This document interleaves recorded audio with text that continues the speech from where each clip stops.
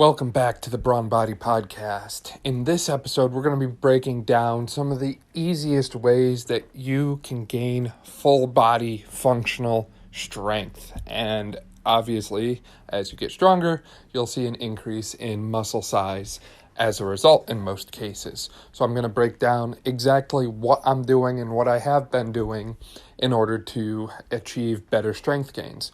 I'm also going to touch on a couple myths that I'm seeing people completely go haywire with in the supplement industry.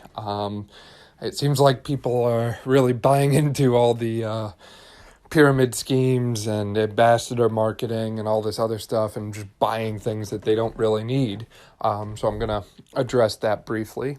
And on another exciting note, I'm going to be bringing up our 1,000 follower on Instagram giveaway and contest that we'll be running here in the near future. All kinds of exciting announcements and all kinds of great information coming up. So without further ado, let's dive in. So when it comes to increasing muscle strength and gaining strength, I actually would like to argue that the process is very easy and simple, but the problem we're facing is so many people trying to overcomplicate it or make it look cooler or change it up and diversify and deviate from what we know works and what already works. And what we know works are heavy compound lifts. Picking functional movements, functional activities, things like the bench press, the overhead press, pull-ups, rows, squats, deadlift, lunge, hip thrust, step up even, those kind of exercises, those big multi-joint compound lifts that involve a lot of muscle and a lot of stabilization. Those exercises, doing those day in and day out with heavy loads is going to build strength. You will get stronger. However, a lot of people I see, and some of them at the gym, are on what they would call a strength program. They're starting out their workout with hamstring curls. They're starting out their workout with leg extensions or bicep curls. Now, there is a time and a place for doing things like that. Maybe you have weakness in the quads or the hamstrings, and you want to address that by isolating them first. Maybe you have issues with the bicep and you want to isolate that before you move on to everything else. That's called the priority principle, and Arnold Schwarzenegger was huge on that. But they don't have that issue.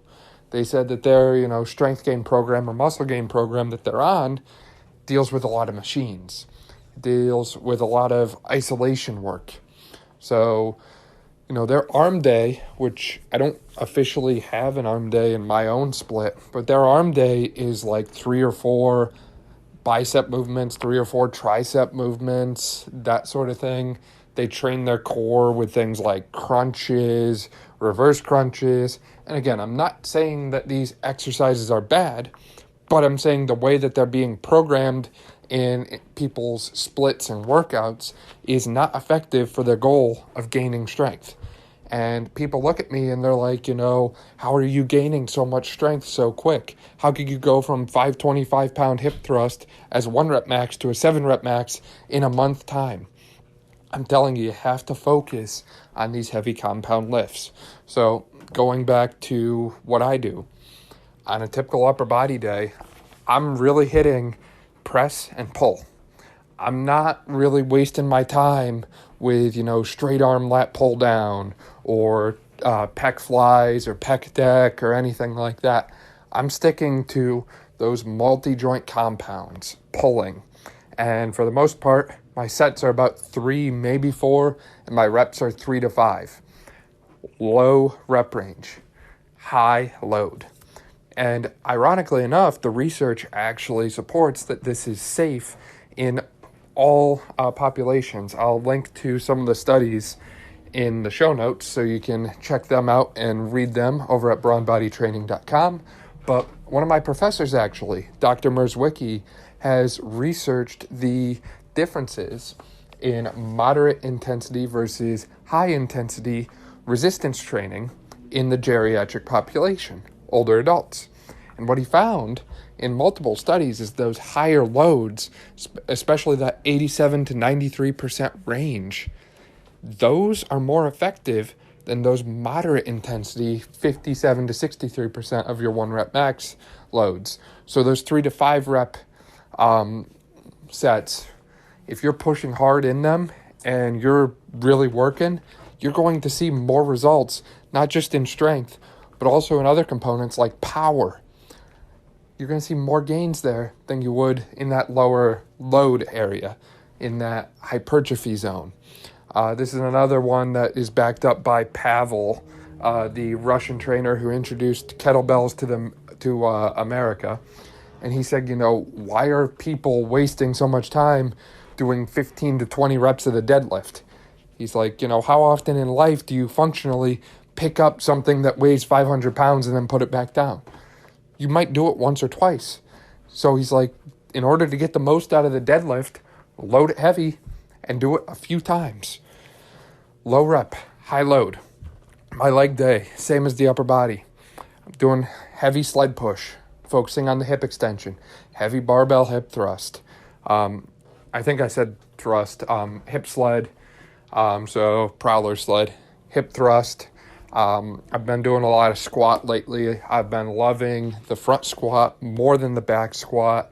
The front squat keeps me upright better, and it's a great way to increase the quad activation.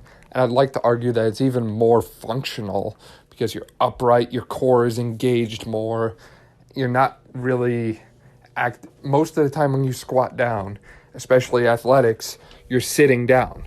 You're going down and your upper body is up. When you do that back squat, a lot of times you see the anterior pelvic tilt causing the chest to kind of lean forward a little more. You don't stay as upright.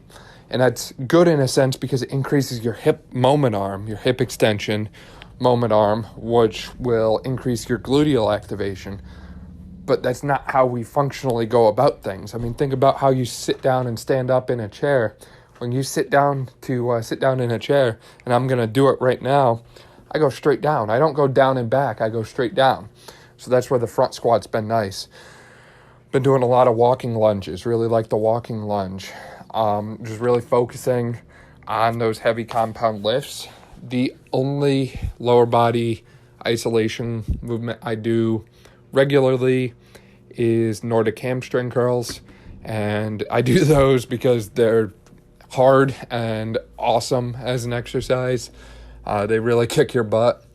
And the only upper body isolation movement I keep in my training regularly is the barbell bicep curl. The reason I do that one is 3 to 5 reps max, very low rep range, high weight. So I've always had weakness in my biceps, and I always, especially in pull-ups, I favor my back, which is fine. But what I've noticed is as I do heavy bicep curls and increase the strength of my biceps, not the size, but the strength, I'm better at doing things like pull-ups. I'm also more stable in something like a overhead press because we know the biceps plays a role in stabilizing the shoulder joint as well as flexing it, so moving it forward anteriorly. Now, I think I mentioned that this is not just about strength, but it's about size. Lifting heavier will literally get you better at everything. So you're going to get stronger, but you're also going to gain more muscular size. And going back, this is another thing that Pavel touches on and discusses in detail. He said these heavy loads, you're relying on the muscle adaptation, the size gain of the muscle itself, the contractile elements, actin and myosin. You might remember those from biology class. They're literally getting larger, and because they're growing, they're able to exert more force. Now, when you're doing that high rep, lower weight work, so 15 to 20 rep range, 25 reps, pretty much anything over 12 to 15, you're starting to see diminishing effects of that. And the effect you see is called cellular swelling. So you're going to increase your blood flow and nutrient delivery and all of that to a muscle, which can be useful at times. But again, our goal right now is strength gain. Get stronger and get bigger. And while that cellular swelling, again, good for some things, not good for strength gain. We want to target those contractile elements specifically. We don't want the pumped up kind of look, because what happens, think bodybuilding. Bodybuilding is a great example for this. They go to the gym, they get pumped up, then they walk out, and then an hour later, they start to deflate in a lot of cases. Why do you think before they go out onto the stage for posing and they're basically the figure modeling that they do in bodybuilding, why do you think they're hitting up bicep curls and front plate raises and lateral raises? They're pumping up all the muscles real quick right before to get the blood flow. I've heard it called like a balloon animal almost. And, I'm not here to bash bodybuilding, but I am here to say if you want to get strong, bodybuilding might not be the best way for you. I've tried bodybuilder splits before in the past. That's what I was doing my freshman, sophomore year at college. I was hitting every muscle group once a week. And when I was hitting it, I was taking it all the way to exhaustion. I was doing about 20 sets per body part. And I was starting with, bench press, maybe some dips on, say, a chest day. And then I would go into some flies. I'd do cable flies. I'd do dumbbell flies, really squeezing and contracting each time. I'd throw in some machine exercises. Guess what? I wasted all that time because I didn't get anywhere. I did not gain strength.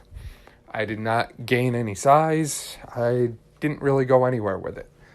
And now I've made more progress in 6 weeks than I did in an entire year in the past.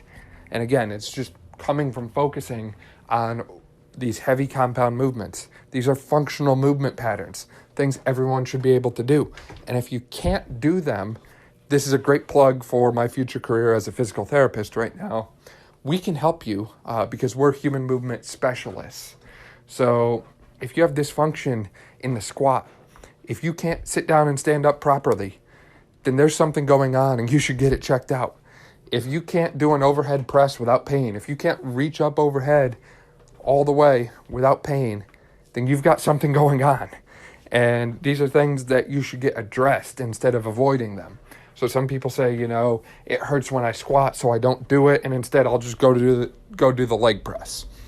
That's all well and good, but how often in life are you laying on your back pushing something off with your legs? More often than not, you're sitting down and standing up and doing that kind of movement pattern. And I'm talking about loading the squat here, but if back squat is your issue, there's other variations. Front squat, Zercher squat. You could even find a way to load the goblet squat or a cable squat. There are so many other ways to do this. It's not just a black and white, I can't back squat, therefore I should not squat. So the other thing when it comes to easy strength, and I'm going to pick on Pavel again, but I'm also going to reference our core training podcast from July. So if you haven't listened to that one yet, I'll go back and give that one a listen, because we talked about the importance of things like the pelvic floor and the diaphragm in the core, and we talked extensively about the active plank. And I've even mentioned this on Instagram a few times, how so many people are planking incorrectly. When it comes to any exercise, your first goal should be tensing and activating as many muscles as you can. So if you're going to do your bicep curl, for example, before you start curling that weight, I want you to squeeze your glutes. I want your quads contracted. I want you driving your feet into the floor. I want your core tight. I want tension throughout your body. Doing that in any lift, bench press, squat, deadlift, whatever. You're building tension internally inside the body. That tension creates stability. And the more stable you are, the more you're going to be able to lift. So you've probably heard in that podcast, I think we talked about it a bit actually, proximal stability allowing for distal mobility. Well, your body has these different serape effects, they're called, and it's continuous connections of tendinous sheaths. So one thing connects to the next, to the next, to the next. It's kind of like a chain in that sense. You have one in the front of your body, so anterior, and one in the back of your body, posterior. And these involve all different muscles connecting to your core. Your core is that midsection. Again, that podcast was all about the core, and it's so crucial for every exercise. Even pull-ups. Pull-ups, you're hanging off of a pull-up bar, but yet, have you ever met someone who's really good at pull-ups, that does 20, 30 reps of pull-ups consistently, or heavy weighted pull-ups, that doesn't have a lot of strength in their core? Personally, I haven't. So being able to tense and keep the core strong allows you to lift more across the board, and being able to increase that intra-abdominal pressure through strength in the pelvic floor and being able to take a deep diaphragmatic breath into the abdomen to, again, you're going to decrease that volume through changing the pressure of your body internally.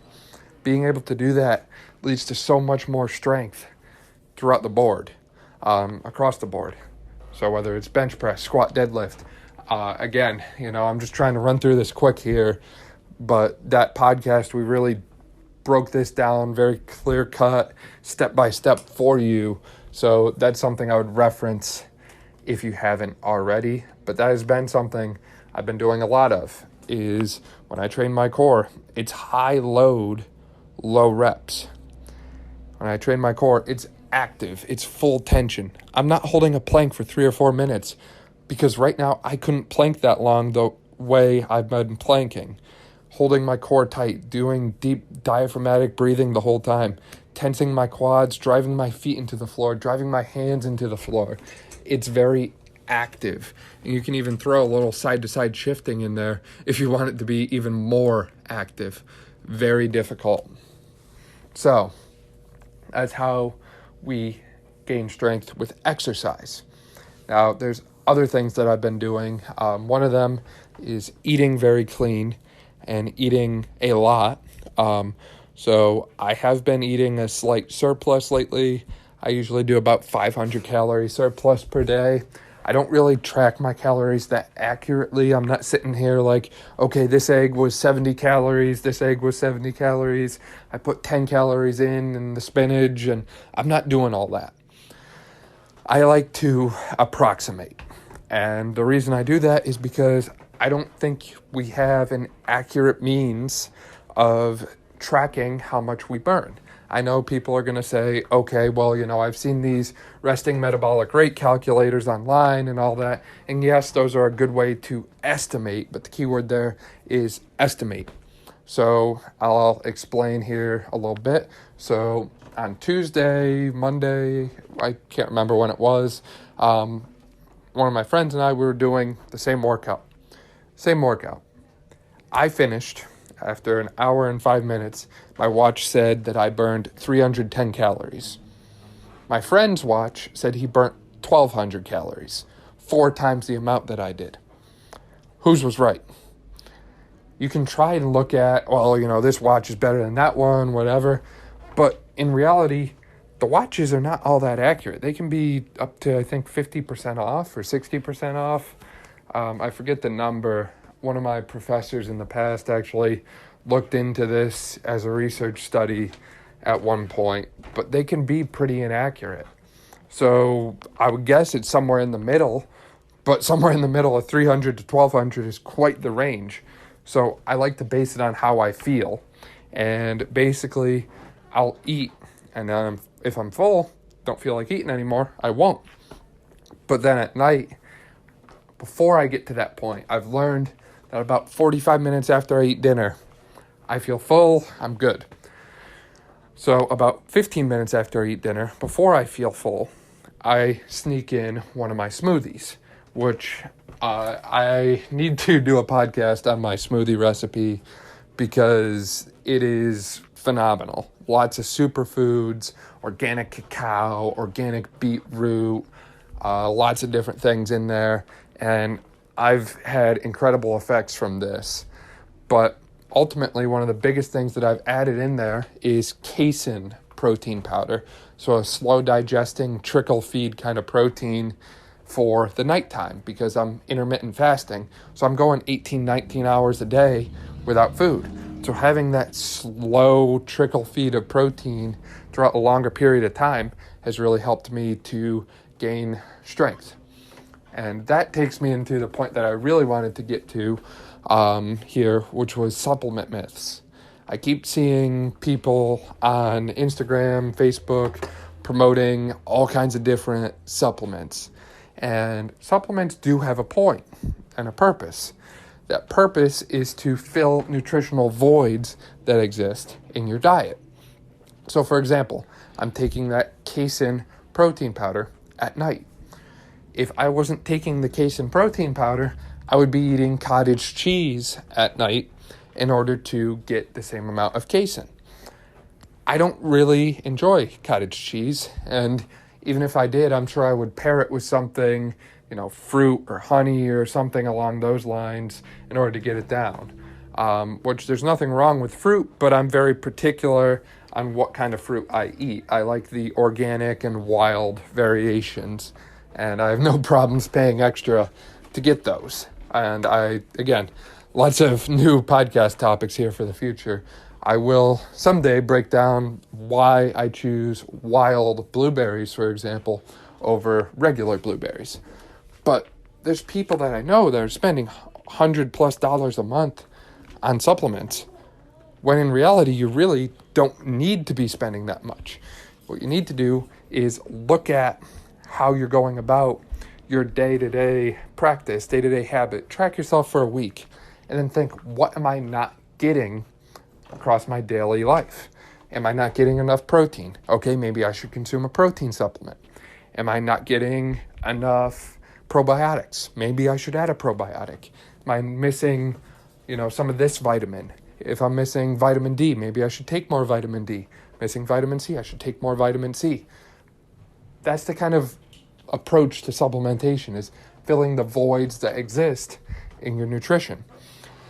Instead, the industry has blown it out of proportion to be a cure-all, fix-all for everything. You can supplement to fix this and that and everything. Some of this is good because some of it is true and scientifically backed and researched. Some of it, on the other hand, not so good. They're making claims on stuff that has no research base and no evidence, which I'm not a big fan of. So, for example, one of the things I am a fan of is creatine monohydrate, because studies, and again, I'm going to link to some in the show notes, so you can cross-check me on this if you want to. 5 grams of creatine monohydrate, 5 grams creatine mono after your workout every day. Phenomenal results. Creatine has been studied for decades. Very safe, very effective. Creatine monohydrate gets a thumbs up from me. Now, some of these other things I'm seeing right now, like I keep seeing super pre-workout blends with like all kinds of caffeine, citrulline, beta-alanine, all this other stuff. And I am kind of torn on pre-workouts. And I have not seen any research. And if you know some, then please send it to me, because I would love to see some of this. I have never seen anyone compare the effects of a pre-workout to a placebo. I've never seen anyone look at, the exact formulation or blend of one pre-workout compared to a placebo. And these things have caffeine, beta-alanine, citrulline, all these different things in them. And they're promoting the effects of them based on one thing. So they'll promote the effects of the pre-workout. The pre-workout will energize you because of the caffeine in it. That's great. We know caffeine in isolation does that. But we also know caffeine in isolation causes vasoconstriction. So instead of dilating your blood vessels and making them larger, it shrinks them. So we know that citrulline and arginine, 2 other common ingredients in pre-workouts, are vasodilators. We know that. They act in isolation. We've tested that. That's true. They dilate blood vessels. They act via the nitric oxide cycle. But what effect do those vasodilators have when we compare them when we give them at the same time as caffeine, which is a vasoconstrictor? I don't know. I haven't seen any research that looks into that. And again, if you have something along those lines available and ready, please send it to me because I would love to see it. Additionally, we think of carnitine. Carnitine is added to a lot of different supplements, especially pre-workouts. It's supposed to be energizing. This was something that I actually took myself for a long period of time because the research was looking good for promoting mitochondrial health and heart health. It was allowing free fatty acid transport to occur. Good thing. Bad thing. It was also leading to fat accumulation in the blood vessels, which when I thought about it, it kind of made sense. If you're breaking down body fat and trying to move it places, then you're going to have more fat in your blood vessels. So the solution, from my standpoint, was to stop taking the supplement and let my body handle all that and do all that naturally because I didn't really need it. I could maintain a 7 or 8% body fat with proper diet. So that's one that I keep seeing people fall into the trap of and I myself fell into the trap for that matter until I did even more research and saw new studies come out, was carnitine, although it looked good and it was being promoted for fat loss and heart health, in reality, it might not be good for your blood vessels, which I'm pretty sure your heart connects to those. So I wouldn't be taking that for heart health personally. And again, I'm going to link to all the studies on this in the show notes. So please feel free to double check me. And if I do end up missing one, just shoot me a message, email, and I will get it to you and updated as soon as I can. And another one I'll touch on real quick is CLA, or conjugated linoleic acid. This is another one. A lot of people take it because it is supposed to block the absorption or block the storage of fat in your body. I've never actually seen the exact mechanism for this one, but essentially I'm told it blocks fat from being stored in your body. But the thing is, fat has to go somewhere, or carbs have to go somewhere. So I've been told that this goes to fatty liver disease. And I've seen some research that might support this, is CLA would lead to fatty liver disease if you're taking too much, too long, that sort of thing. So the question on my mind is, what effect are all these supplements and artificial ingredients? That's another thing I'll touch on real quick. Artificial ingredients. You heard me talk about them back in the nutrition podcast. Artificial colors, flavors, sweeteners, all of those different things. That's a mess. Don't put those in your body. That artificial trio, I think I said before, it's like the perfect storm for metabolic dysfunction and gut health dysfunction and cancers and all kinds of awful things. So we avoid that, but it's very prevalent in different supplements. But my big question is, what effect will all these supplements that people are taking have on them 10 years down the line, 20, 30 years down the line? We have never seen the supplement industry as big, and it's exploded lately. It's a $1 billion industry. Look back 20 years ago, it was not this way. It was some chalky, awful-tasting whey protein powder and some Flintstones multivitamins. Now we've got, how many thousands of brands of pretty much everything. It's unreal how large it's gotten. And this is one of the services I actually offer to my clients is supplement review and protocol review. Basically, what you're taking and why you're taking what you are. So if you're taking a whey protein and it's because you don't consume enough protein, okay, makes sense. But while we're at it, let's dive into the source. Where did you get your whey protein from? So this is starting to look into the companies a little bit. Where's the company based out of? Some other countries, specifically China, and I don't want to get into this too much, but China's standards for quality are much lower than what we see in America. So as a result, the Chinese protein powders are much lower cost, but they're also much more contaminated with things like heavy metals. And a lot of the common protein powders I see people buying tend to be contaminated with heavy metals, and you can look up different lab certifications and rankings online for different powders. But one of the things I come back to is source your protein.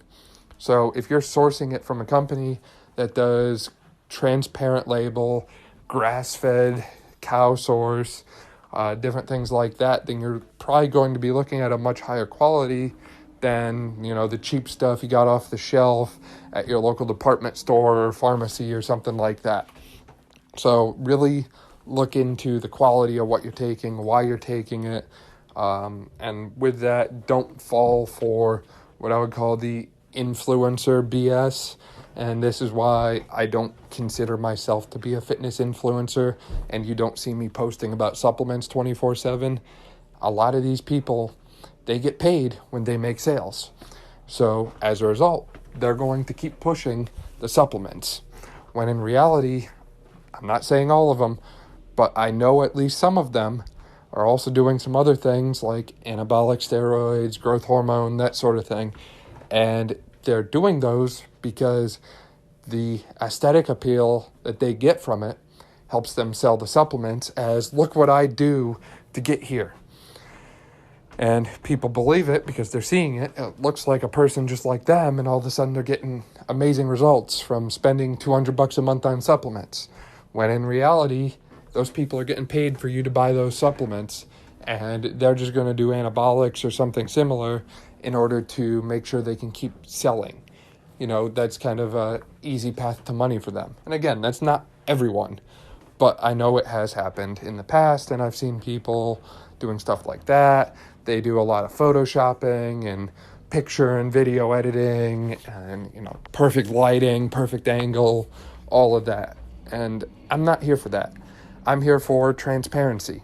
So although I do have something like a discount link for Advocare in my link tree, or a discount link for, I don't know if it's there yet, but it should be soon, Fit Strong supplements in my link tree, I'm not spending all my time promoting all of their products to all different people and my clients. Supplements, and this goes with everything, nothing is a one-size-fits-all. So how can I promote one supplement that might work for me, but it might not work for my client? I have a hard time doing that. The only time I'll promote it is if it's something that I think is really good and groundbreaking. So for Fit Strong and Advocare, for example, I love their nighttime recovery supplements. Nighttime recovery and sleep. Nighttime sleep aid. I'm holding my Fit Strong bottle in my hand right now. Great supplements. I don't like all of their pre-workout blends. And I'll give you an example. Fit Strong has one called Geek Sauce. And I didn't really care for the artificial flavoring and coloring and sweetening in it. Now that was me. Maybe it works really well for one of you. I'm not going to promote it. It didn't work well for me. But I will promote Fit Strong because their sleep supplement worked very well for me. So I will say, look, this is something I've taken. I have, had positive results. I really like this company. I've reached out to them, and they're really great to work with. If you have any issues, their customer service team stands by them. They're all made in the USA, and they have pretty quality stuff, clean stuff. So in that sense, yeah, I would recommend them. But, again, I wouldn't recommend everything that they sell to every person. But I feel like that's what a lot of people are doing. So, last point. One of the things I just said. Nothing is a one-size-fits-all approach. That's the importance of custom training. So, if you're having issues with your workouts, your fitness programs, your nutrition, whatever, feel free to reach out to Brawn Body at Brawn Body on Instagram or brawnbodytraining.com online, and we can help you troubleshoot those areas, whether it's just a consult or eliminating the guesswork and doing full movement screens and full programming for you. Just kind of eliminating that guesswork and customizing everything to you and what you will need in order to do better and perform better and start seeing more performance gains or strength gains or whatever you're after. Now, obviously, that's something I firmly believe in and stand for. But it makes it hard, as a result, to do pre-built programs for people. So, as you may have heard, we are finishing up a glute training program. And basically, this is focused on legs and leg training, and it's very similar to things that I do in my workouts, so squats and lunges and hip thrusts and that sort of thing, and it's a little more than just clamshells and donkey kickbacks.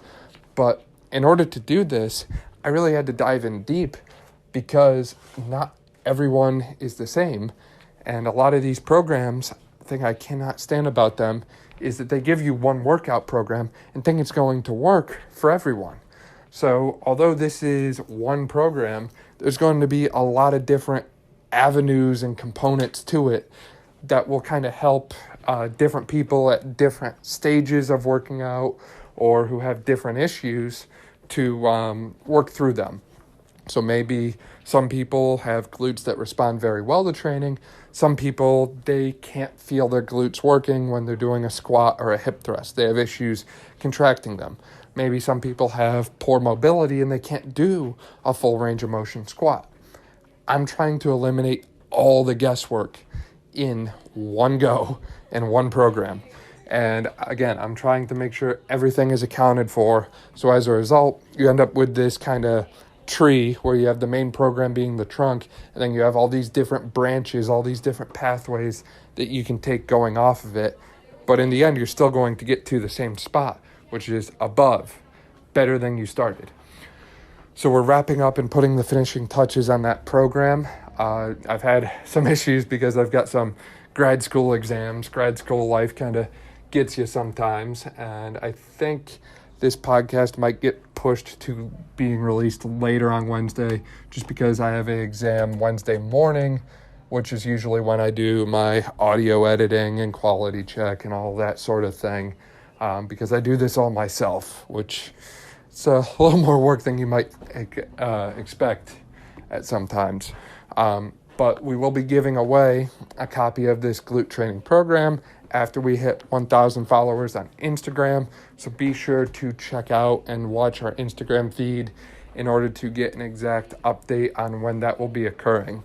But definitely something you don't want to miss out on because I guarantee this is a program like no other. And after we finalize the program itself and finalize our own testing, because again, I'm not going to give you exercises or workouts unless I've done them before. So I literally am only giving you things that I've done or that I am doing right now, doing a lot of leg and glute work lately. So again, gray sweatpants season is here. But I'm doing a lot of these things to make sure everything is right and good for this program. So if you aren't one of the lucky winners of it, we will be selling it online again in the near future. So stay tuned, more to come. And if you can't wait that long, feel free to reach out to us and inquire about custom programming, custom workouts, all that. One more time, giving a little plug for that. Because again, I can take all these same principles that I'm currently using to build this program and just apply them to you and your current situation. So with that, thank you so much for listening to this episode of the Brawn Body Podcast. Feel free to like, subscribe, and share with friends who enjoyed it, who might enjoy it, and have a great rest of your day. Thank you.